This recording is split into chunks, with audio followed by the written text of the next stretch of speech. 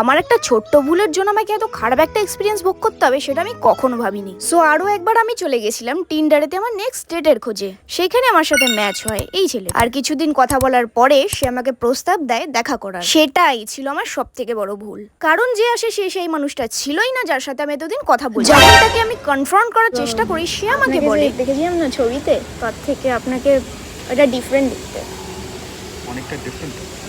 আপনার যে এজ ছিল ওইটাই আপনার এজ, মানে টিন্ডারে? কেন দেখলে মনে হয় না। তাকে অনেকবার জিজ্ঞেস করার পরেও যখন সে সত্যিটা বলতে অস্বীকার করে তখন আমি সেটাই করি যেটা যে কোনো সুস্থ মানুষ করবে। এতটা আমার খারাপ লাগছে না, আমি ওখান থেকে বেরিয়ে এলাম। সিরিয়াসলি আমি বললাম আমার শরীর ভালো লাগছে না আমার, তাই জন্য আমি বেরিয়ে চলে এলাম। কোনো ইট ওয়াজ অনলি ফেয়ার যে ভালো দিকটাও যেহেতু আমি দেখিয়েছি, একটা খারাপ, আর আমার ভুলটা এতটাই তুচ্ছ ছিল যেটা শুনলে তোমরা হাসবে।